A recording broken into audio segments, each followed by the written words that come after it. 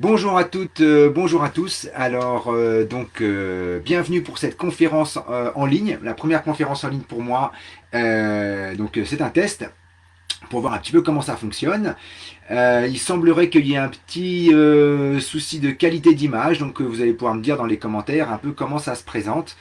Dans les préambules, ce que je voulais indiquer, c'est que je pratique un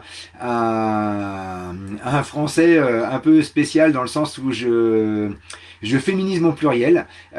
Donc c'est ma façon à moi de faire un français pluriel inclusif. Bon voilà, on va faire simple, hein, ça va pas parler plus de ça que nécessaire, mais si vous êtes curieuse ou curieux, on peut en parler à la fin. Et l'autre élément important, c'est que vous pouvez donc poser des questions dans les commentaires et je prendrai le temps d'y répondre, soit au fil des commentaires en fonction du lien que ça a directement avec ce que je suis en train d'aborder, ou alors à la fin de la conférence. On prendra un temps d'échange pendant lequel vous allez pouvoir me poser toutes les questions que vous voulez. Alors je regarde vite fait s'il y a déjà des choses qui apparaissent. Non, pas pour l'instant. Donc il y a quelques spectateurs, spectatrices qui sont là. J'attends de voir qu'il y ait un petit peu plus de monde et je rentrerai dans le vif du sujet. Est-ce qu'il y a d'autres éléments? Non, ok, c'est tout pour l'instant. Donc, le thème de la conférence, c'est remettre la responsabilité individuelle au cœur du collectif. Et donc l'idée, c'est de vous proposer une conférence qui parle à la fois de quelles sont les problématiques que vivent les collectifs, pourquoi selon moi ils les vivent, c'est-à-dire une lecture à la fois scientifique, sociologique, ethnologique et aussi pratico-pratique, je dirais, et psychologique d'ailleurs, des solutions, les solutions que moi j'imagine et que je vous propose concrètement pour résoudre ça. Alors pour commencer, une chose qui moi m'a questionné dans mon expérience de vie avec des collectifs, c'est de me demander si le fait tout simplement de se lancer dans des collectifs de vie, mais aussi toutes les problématiques qu'on peut voir dans le cadre des associations, est-ce que ça ne serait pas une étape un peu trop rapide entre guillemets pour nous êtres humains modernes de nos sociétés démocratiques éduquées civilisées entre guillemets. Est-ce que ça ne serait pas une étape un peu trop rapide ou en tout cas une étape qui est très difficile? Et donc je vais vous raconter un peu ce que j'en perçois. Et la première chose, en fait, moi, ce qui m'intéresse, ce sont nos origines. Parce qu'en fait, en tant que primate hominoïde, c'est-à-dire de la même famille que les orang-outans, les gorilles, les chimpanzés, il est évident que nous avons dans notre ADN, dans nos gènes, le fait de vivre dans des groupes sociaux. C'est-à-dire que, en fait, c'est évident que depuis très longtemps, nos ancêtres, sous toutes leurs formes, ont vécu dans des groupes sociaux avec donc une interaction et un besoin. C'est vraiment un outil de survie de notre espèce. Et c'est intéressant parce que j'emploie le mot besoin de façon très spécifique parce que selon moi, c'est un besoin auquel nos sociétés très individualisées modernes ne répondent pas. Et je vais prendre un exemple très concret pour ça. En effet, il y a eu aux États-Unis dans les années 50-60, 55-65, si je ne dis pas de bêtises pour être précis, un événement vraiment marquant dans la ville de Roseto. Je ne sais pas où c'est aux États-Unis, mais voilà, quelque part. Et dans cette ville, un médecin de la ville se rend compte que la population de cette ville présente un taux de maladie cardiaque et un décès de la population masculine extrêmement inférieur à tout ce qui existe ailleurs aux États-Unis. Mais vraiment, la différence est vraiment très très importante. Et en fait, ils ont étudié cette population pour comprendre qu'est-ce qui préservait la population de Roseto de ces maladies et donc de ces risques. Puisque je crois même pouvoir dire que la population masculine avait une tendance à vivre plus longtemps que la population féminine, vraiment à l'inverse de toutes les autres sociétés occidentales de l'époque, et en particulier les États-Unis. Et donc ils ont étudié l'alimentation, ils ont étudié le mode de vie, le travail, et en fait tout était globalement très proche de ce que vivaient les autres Américains de l'époque. Et ils se sont rendus compte que ce qui différenciait les habitants de Roseto à l'époque du reste des États-Unis, c'est qu'ils avaient en commun une culture très forte, et une culture en particulier qui avait pour élément fort d'entretenir de l'entraide, d'entretenir du soutien envers les personnes âgées, d'entretenir tout simplement une cohérence, une cohésion dans la société. Et ils se sont rendus compte que cet élément-là diminuait drastiquement le stress vécu par les habitants, au point que les maladies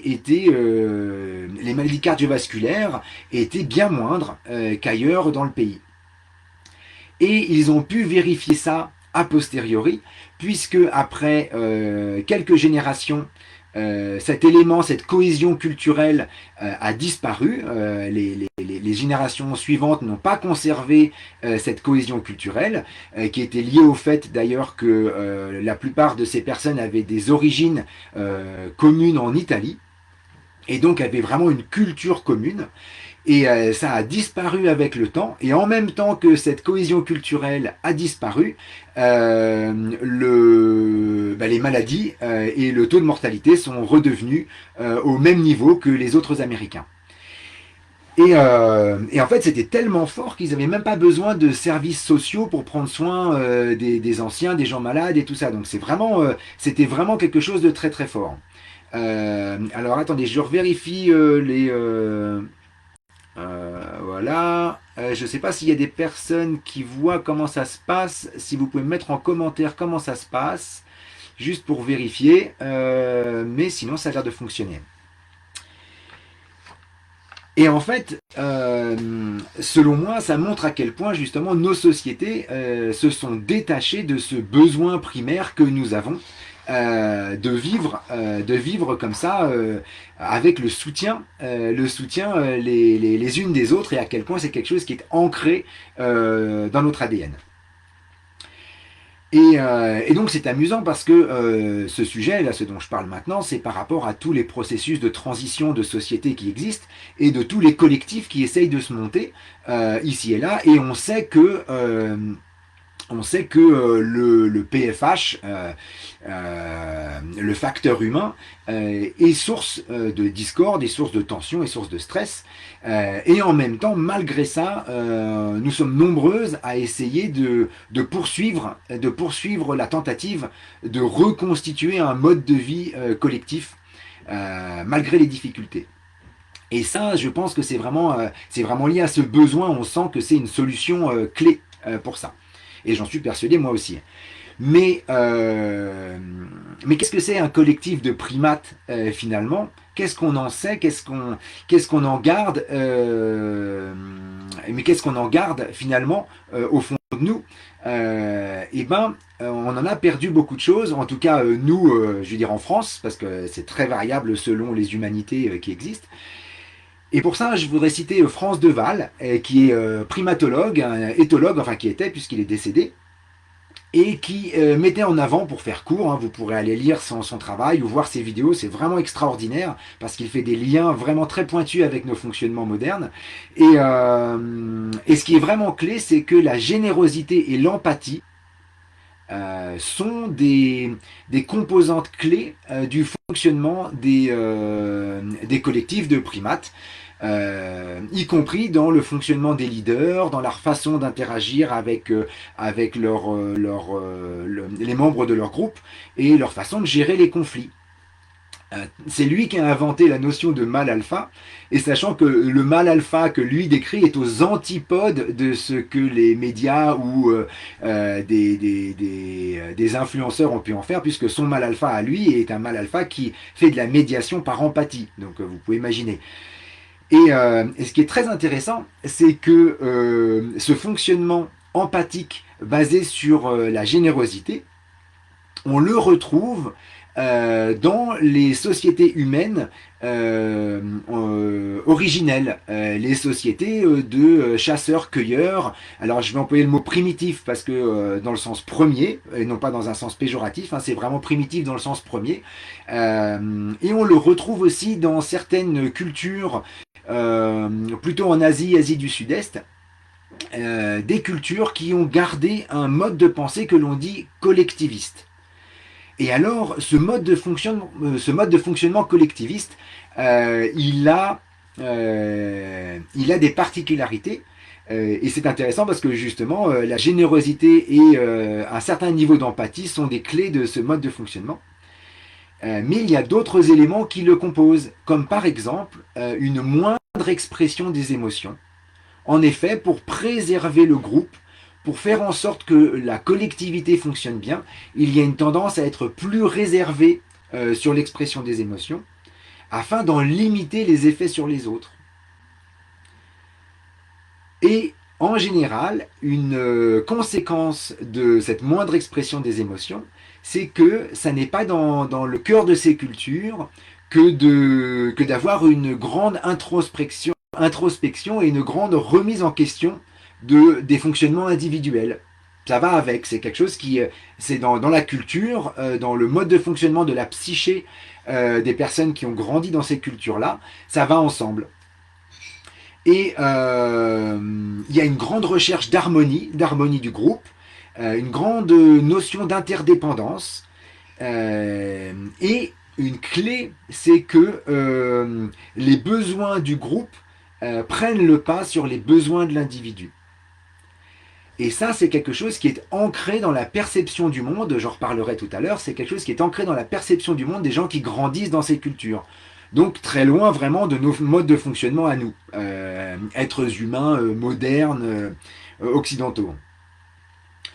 Mais il existe, selon moi, parce que ça a l'air plutôt sympa, enfin moi en tout cas je trouve qu'il y a des éléments qui sont plutôt sympas et pertinents, mais il y a selon moi un élément qui est très limitant et qui est directement lié à ce que je décrivais sur la moindre expression des émotions et sur la moindre introspection. C'est le fait que tout ça, le besoin d'harmonie, ça fait qu'il y a un grand besoin de conformité sociale. Il y a même en fait une pression inconsciente, comme s'il y avait une loi non écrite que tout le monde connaît, qui fait que celle ou celui qui ne se conforme pas peut être facilement exclu sans autre forme de procès pour simplement protéger le groupe, sans qu'il y ait de réflexion sur la pertinence ou sur la culpabilité ou pas. Si ce que la personne amène déstabilise trop profondément le groupe, il y a comme une loi non écrite et un choix commun d'exclure cette personne, et ça peut même aller jusqu'à la mettre en prison, hein. C'est-à-dire que ça peut être très violent socialement, enfermer un innocent pour préserver le groupe. Et c'est quelque chose qui a été étudié par les sociologues, le principe de fonctionnement collectiviste. Et donc, même si nos sociétés individualistes ont gardé des traces de cet esprit collectiviste, on peut en trouver des aspects ici ou là, c'est vraiment des traces. Et d'ailleurs, c'est marrant parce que ces traces, on les retrouve dans les collectifs qui essayent de se monter, tout simplement au travers des chartes, des dogmes qui sont mis en place, avec l'idée que, en fait, on essaie de recréer un mode de pensée collectif, mais il est vraiment artificiel, parce que ça se perçoit dans les dysfonctionnements. Mais c'est là où on voit que ici on est vegan, mais vraiment strictement vegan. Ici on est anarcho-communiste. Là on est des pratiquants de la CNV et c'est vraiment puriste. Ailleurs d'ailleurs ça peut être tout simplement un courant religieux, du bouddhisme, du christianisme. Et dans d'autres endroits ça peut être l'autonomie, la productivité alimentaire, la rénovation du lieu, qui sont devenus des dogmes à vocation de créer une forme de collectivisme ou de recréer une forme de collectivisme ou de pensée collective. Et donc de conformité de pensée. Et donc c'est vraiment ça, c'est intéressant de voir que ces chartes et toute l'énergie qui est mise à concevoir ces chartes, en fait, elle vient pour répondre à un besoin. Et elle vient pour répondre à quelque chose qui est très cohérent et très archaïque. Et je vais y revenir dans quelques instants. Je bois un petit peu.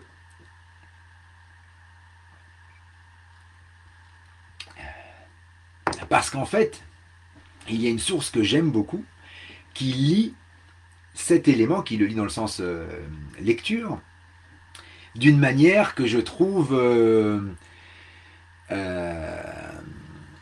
comment dire, vraiment très claire. C'est la notion de carte du monde issue de la PNL. Cette notion de carte du monde, elle explique que chaque être humain se construit une perception du monde liée à sa culture, à son éducation, à toutes les informations qu'il reçoit, à ses expériences de vie. Or, cette carte du monde, elle est vraiment personnelle et en plus, il s'avère que il est même de plus en plus prouvé au niveau des neurosciences que nous n'interagissons pas avec le monde réel, nous interagissons avec cette carte du monde, c'est-à-dire avec la reconstruction que nous avons faite du monde dans notre tête à travers les filtres de nos expériences de vie, de notre culture. Alors qu'est-ce que ça veut dire ça? Ça veut dire que dans une société où il y a ce profond collectivisme et où il y a, et ben par exemple, imaginez dans un petit village, déjà ne serait-ce qu'il y a 200, 300 ans, dans une tribu de chasseurs-cueilleurs qui a très peu d'échanges avec l'extérieur, tout le monde possède une carte du monde très proche. Les différences fondamentales de perception du monde, de compréhension du monde, sont très mineurs. Et donc, ça a un gros avantage, cet esprit collectif et l'aspect carte du monde commune. Parce qu'en fait, on fonctionne extrêmement bien, extrêmement facilement. Il est facile de prendre des décisions, il est facile de passer à l'action, il est facile de tirer des conclusions communes. Il est facile de résoudre des conflits et il est facile d'exclure quelqu'un parce qu'il perturbe la carte du monde commune de tout le monde. Et c'est intéressant parce que je trouve qu'il y a un collectif qui démontre ça de façon vraiment hyper pertinente, ce sont les Amish aux États-Unis. Puisqu'en fait, ce sont, alors j'appelle ça des collectifs, c'est une culture, hein, ils ont décidé de s'exclure du courant général de fonctionnement de la société et de se protéger d'une partie des informations et d'une partie de la culture extérieure pour garder une forme de cohérence et pour enrichir la partie collectiviste et collective de leur fonctionnement. Et rendez-vous compte à quel point ça marche. Parce que eux, c'est pas comme les collectifs qu'on voit actuellement qui se disent ouais, on existe, c'est super, et puis ça fait 10, 15, même 50 ans pour certains qui existent et qui ont un taux de renouvellement de leur population qui est énorme. Eux, ils proposent à leurs membres, quand ils sont adolescents, d'aller faire l'expérience du monde extérieur, de façon à ce qu'ils puissent faire un choix éclairé de leur appartenance à la société Amish. Eh bien, ils ont un taux, alors selon les études, entre 70 et 90%, et je pense qu'on est plus dans les 90%, de retour des membres après cette expérience à l'extérieur. Et alors je ne sais pas à quel point il y a des études sur le pourquoi et le comment. C'est quelque chose que je recherche, mais j'ai pas encore trouvé vraiment d'études qui étaient assez pertinentes. Si des gens en ont, ça m'intéresse. sur justement l'analyse du pourquoi et du comment. Mais moi, il me semble évident quand on voit la violence de la vie individualiste dans nos sociétés et le sentiment de solitude, c'est-à-dire l'impossibilité de savoir si on peut compter sur quelqu'un le jour où on ne va pas bien. D'autant plus, on peut imaginer aux États-Unis. Et la force du soutien du collectif dans une société amiche, quel qu'en soit le prix, hein, je n'idéalise pas ces sociétés, hein, juste pour qu'on se comprenne bien, je suis vraiment factuel. C'est vraiment moi ce qui m'intéresse, c'est les faits. Donc là, quand je décris les sociétés collectivistes, j'en vois les qualités. Vous allez voir que j'en pointe du doigt après les défauts. J'ai commencé un peu à les cibler. Mais c'est vraiment d'essayer de sentir un petit peu la force qu'en tant qu'être humain, on peut tirer de ces sociétés, de ce mode de fonctionnement collectif. Et donc les Amish, eux, ils ont vraiment une qualité, une structure, une carte du monde commune, de l'entraide et une preuve de leur capacité à survivre en tant que collectif. Et alors dans le côté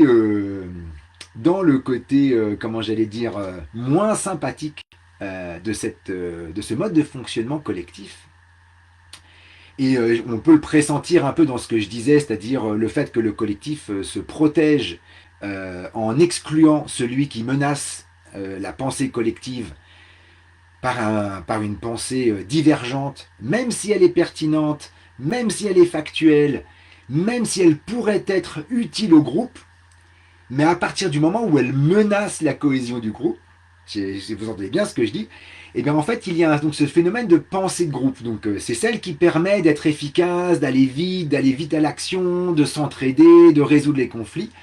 Et bien cette même pensée de groupe, elle génère une grande violence envers tout ce qui est menaçant pour la structure, pour la cohésion. Et c'est là qu'on arrive à la frontière entre collectivisme et communautarisme. Et les peuples anciens, on le retrouve dans la sémantique, c'est que beaucoup de peuples s'appelaient eux-mêmes les êtres humains, mais n'appelaient pas les autres des êtres humains. Et donc les règles qui s'appliquaient aux êtres humains, c'est-à-dire aux membres du collectif, ne s'appliquaient pas aux autres. Et donc, c'est vraiment, c'est quelque chose qui est vraiment une forme de fondation de l'exclusion de celui qui ne pense pas pareil, de celui qui est différent. Et évidemment, avec des degrés de variation en fonction des sociétés, en fonction des niveaux d'échange. Alors après, là, c'est très subtil. Mais il n'empêche que moi, j'ai fait l'expérience de cette pensée de groupe dans un collectif, en arrivant et en présentant des problématiques factuelles du groupe, sachant que je l'ai présenté sans que ce soit demandé. Et donc, j'ai joué ce rôle de l'étranger qui menace la cohésion du groupe. Parce que je pointais des dysfonctionnements qui étaient tout à fait, assez lourds. Et le groupe a vraiment réagi violemment en m'excluant et en excluant toute analyse logique de ce que je disais. C'est-à-dire que je pouvais complètement percevoir qu'aucun des membres n'entendait la logique de mon raisonnement. À partir du moment où j'étais menaçant envers la structure et le côté collectif, et bien en fait, il fallait m'exclure. Et c'est ce qui s'est passé. Bon, c'était pas un moment agréable, mais en fait, c'était un apprentissage. Maintenant, je le vois comme un apprentissage vraiment fin de ce que c'est que cette pensée de groupe. Et c'est d'ailleurs, et donc on va y venir tout à l'heure, c'est intéressant de se poser la question à soi-même des contextes dans notre vie où l'on fonctionne comme ça. C'est-à-dire de se dire dans quel moment je suis excluant de ce qui vient perturber mon sentiment d'appartenance à un collectif. Parce que c'est vraiment la frontière avec le communautarisme, avec la xénophobie. C'est vraiment ça la notion de ça, de xénophobie. Je veux dire, ce qui nous est étranger, ce en quoi ça nous perturbe, ça perturbe notre carte du monde. C'est une autre lecture du monde. J'arrive. Alors juste pour conclure sur le collectivisme, c'est vraiment le bénéfice, c'est le gain énergétique, hein, vraiment, dans le fonctionnement du groupe. Et le coup, c'est c'est ça, c'est la violence du rejet de la pensée différente, pour faire simple. Mais alors, comment est-ce que...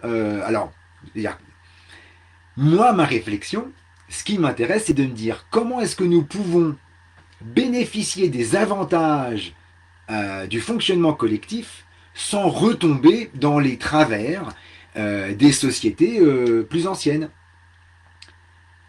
Et c'est là que je crois que nous avons vraiment quelque chose à jouer, nous, les êtres humains hyper individués, issus de ces sociétés très individualistes, riches, pleines d'informations dans lesquelles nous vivons. C'est vraiment nous, hein, ce mode de vie occidental, qui avons ces éléments-là, à mon avis, où on peut agir, parce que la composante de nos sociétés, c'est que nous visons à l'autonomie de chacun dans nos sociétés individualistes.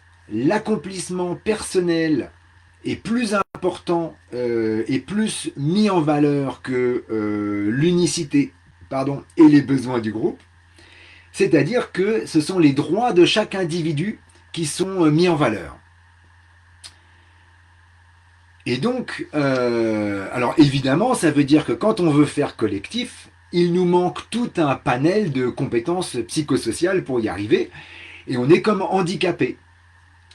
Parce qu'en fait, tout simplement, ce qui fait référence au groupe, pour nous, il y a toujours une part de nous qui le met en arrière par rapport à ce qui fait référence à l'individu. Et pour reprendre la notion de carte du monde de tout à l'heure, en fait, c'est un petit peu comme si nous avions chacun notre carte du monde. C'est-à-dire, et c'est vraiment ça, hein, rendez-vous compte que dans notre société, chacune d'entre nous a grandi d'une manière tellement spécifique, avec des parents qui ont un parcours de vie tellement spécifique, que chacune d'entre nous a une perception du monde qui lui est vraiment unique. Et il y a un élément qui est un bon exemple pour ça, ce sont les couples. Dans notre société, le premier endroit où on fait l'expérience que faire collectif, ça n'est pas facile, c'est dans le couple. Parce que quand on fait couple, tout simplement, on se fait rencontrer nos cartes du monde.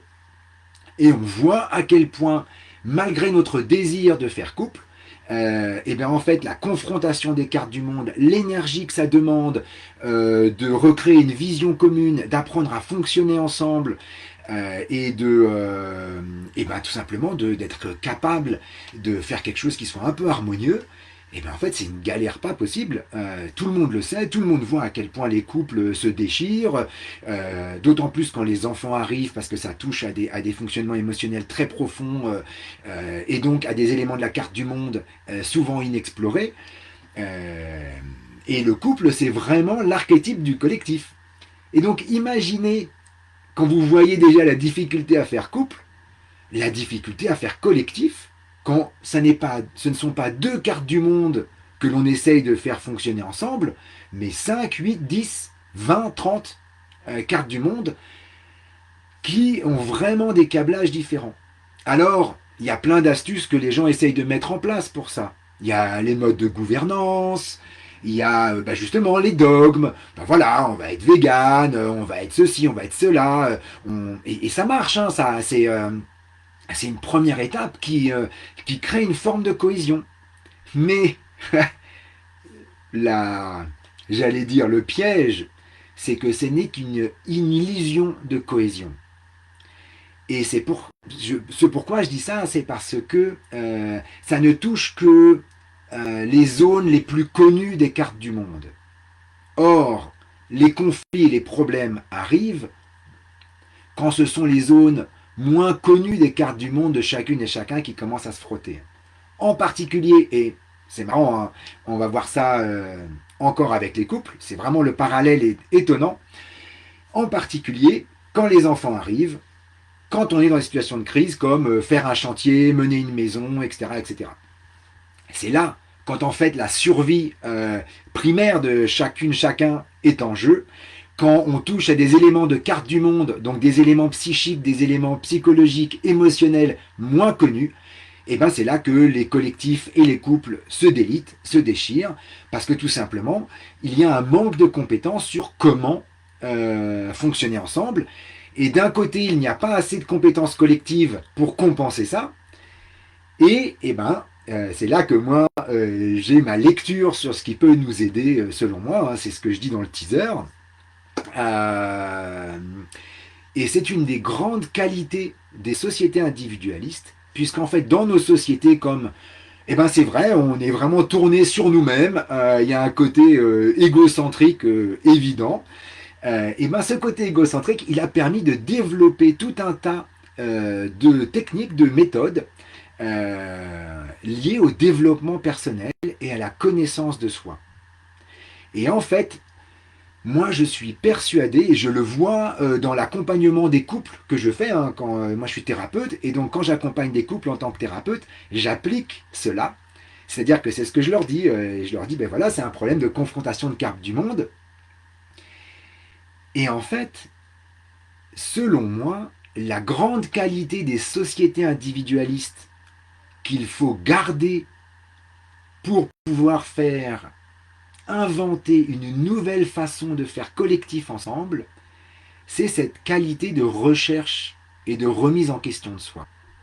Et c'est aussi, il y a une autre qualité des sociétés hyper individualistes, c'est qu'en fait, comme chacun est très autocentré, il est considéré comme très naturel d'exprimer ses émotions.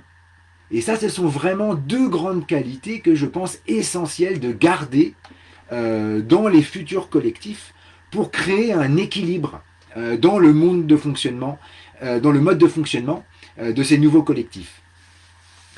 Et c'est ça qui, selon moi, va permettre que les nouveaux collectifs qui se créent ne vont pas retomber dans les anciens travers communautaristes, excluants, et qui vont permettre aux individus d'avoir conscience, quand ils sont passés dans un mode de pensée collectif, devenu malsain, c'est-à-dire devenu violent dans le but de s'auto-préserver.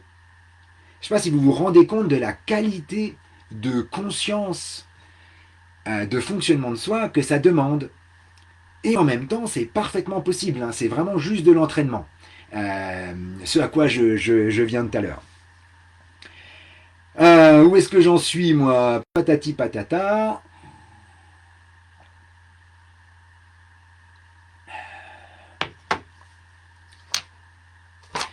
Donc voilà, ça c'est les qualités des sociétés individualistes. C'est ce mode de fonctionnement-là, et c'est c'est un peu ce qui me semble être une perle, en fait. Et d'ailleurs, quand on y pense, si vous observez un peu les choses, ça fait des milliers d'années, genre Bouddha, c'était plutôt un bourgeois, un noble, je crois, si je dis pas de bêtises, qui a développé une technique de connaissance de soi. Hein. Donc ça fait un moment que ça turbine dans l'inconscient collectif, c'est marrant. Enfin, moi, j'ai pas du tout d'aspect spirituel, hein, j'ai un côté très factuel que j'aime bien, mais quand on regarde factuellement, ça fait un moment que l'humanité se pose la question de comment se dépasser en quelque sorte. On pourrait en tout cas imaginer ça. Et alors qu'est-ce que j'ai vu moi en visitant des collectifs? C'est-à-dire, bon, évidemment, moi je me suis demandé, moi ça fait longtemps que j'ai envie de vivre en collectif. Et en même temps, ça fait longtemps que je fais un travail sur moi et que je me pose des questions sur le côté thérapeutique. Et je me suis demandé, allons voir, allons explorer ce qui se fait. Et alors, la première chose que je voudrais dire avant de parler de collectifs que j'ai vus, je ne vais en nommer aucun, parce que je ne veux pas critiquer des gens, il n'y a aucune raison. La première chose que je veux dire, c'est que partout, il y a une intention positive évidente. C'est-à-dire qu'il y a vraiment l'intention de créer une qualité de vie et une qualité de collectif ensemble. Et cette intention, elle est vraiment importante parce que, en quelque sorte, c'est ce qui fait que ces collectifs tiennent en dépit des dysfonctionnements parfois graves. Hein. J'ai vu des choses parfois vraiment nauséabondes, il faut le dire. Et pourtant, les gens essaient et continuent d'y tenir. C'est-à-dire qu'il y a vraiment, il y a vraiment des intentions qui sont vraiment, vraiment très belles. Donc ça, moi, je veux vraiment le reconnaître. Les gens essayent. Et même si je porte parfois un regard sans concession, c'est vraiment dans l'idée d'être factuel et de se demander, mais alors comment on peut aller plus loin. Du coup, par exemple, dans les choses que j'ai vues, il y a ce que j'appelle la figure nourricière. C'est-à-dire, alors oui, je vais décrire plein de fonctionnements différents. Et parfois, il y a des collectifs qui mélangent plusieurs aspects. Hein. Je vais présenter un peu des archétypes, on va dire, qui sont soit des dysfonctionnements, soit des difficultés, soit les deux. Donc la figure nourricière, c'est un homme, une femme, qui possède un couple, par exemple, ou un noyau dur, qui possède le lieu, qui possède la partie foncière, et qui accueille le collectif, qui accueille les autres personnes présentes pour leur permettre de vivre ensemble. Et alors bon, dans l'idée, ça peut être hyper généreux, ça peut être super, tout ce qu'on veut, sauf que, de facto, ces gens-là ne sont pas éjectables. Et vous allez me dire, ah mais c'est normal, propriété privée, ça on s'en fout. Moi ce qui m'intéresse, c'est que factuellement, ça leur donne un pouvoir sur les autres. Et ben c'est pas possible. Enfin, je veux dire, je suis navré, hein, mais ça n'est pas possible. Là, moi j'ai travaillé avec un collectif. C'est un énorme sujet. La personne qui fait collectif a la chance de pouvoir lâcher économiquement la propriété privée, mais ils se demandent comment.